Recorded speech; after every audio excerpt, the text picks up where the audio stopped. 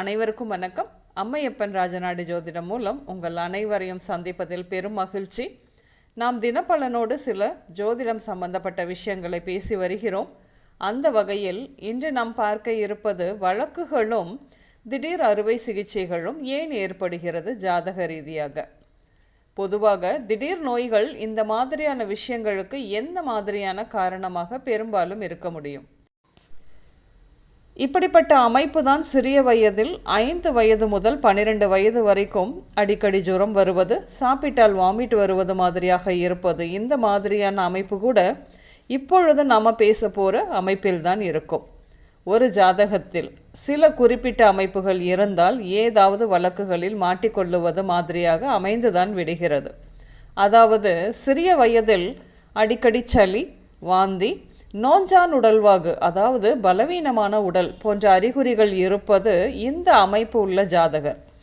பிற்காலத்தில் ஏதாவது வழக்குகளில் மாட்டிக்கொள்ளக்கூடிய அமைப்பு வந்துதான் விடுகிறது. இதையெல்லாம் ஒரு சிம்டம்ஸாக எடுத்துக்கொள்ள முடியும். ஏன் நடக்குது?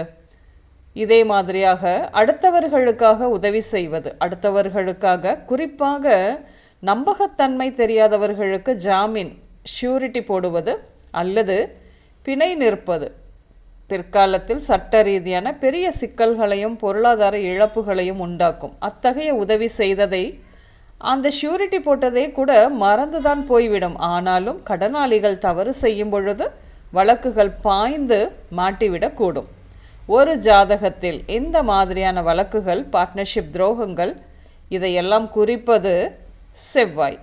செவ்வாய் பாருங்கள், இந்த படத்தில் இருப்பது போல மேஷம், ரிஷபம், கடகம், துலாம், விருச்சிகம், மகரம் இந்த ராசிகளில் இருப்பது செவ்வாய் வக்ரம், பரிவர்த்தனை அல்லது சந்தியில் நிற்பது.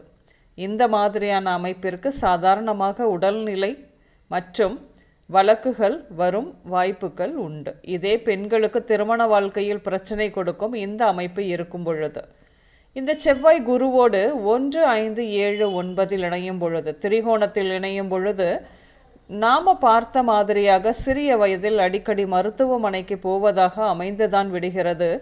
ஒரு குறிப்பிட்ட வயசிற்கு பிறகு, அதாவது 20, 25 வயசுக்கு அப்புறம் இந்த பிரச்சனை சிறிது சரியாகுவதை பார்க்க முடியும்.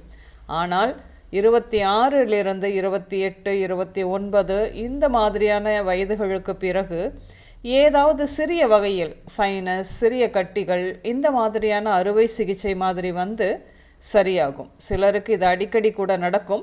இது பயப்பட ஒன்றுமில்லை. 30, 35 வயதிற்கு பிறகு கொஞ்சம் கொஞ்சமாக குறைய ஆரம்பிக்கும். இது குறைய ஆரம்பிக்கும் பொழுது திடீர் வழக்குகள் வரும். அதுவும் உங்களுக்கான பிரச்சனையை கடந்து வேறு ஒருவருக்கு உதவியதால் வந்த பிரச்சனையாக இருக்கும்.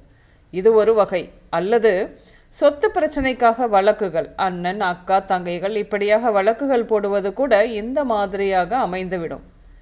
அப்போ இதெல்லாம் நெகட்டிவாக இருந்தாலும் எந்த ஒரு விஷயமானாலும் வீரத்துடன், உற்சாகத்துடன், முழு தைரியத்துடன் நின்று ஜெயிக்கக்கூடிய திறமை இந்த குரு செவ்வாய் இணைவு இருக்கும் ஜாதகருக்கு இருக்கும். அதாவது குரு இருக்கும் ராசியிலிருந்து செவ்வாய் திரிகோணத்தில் இணையும் பொழுது இந்த மாதிரியான அமைவுகள் நடக்கின்றன.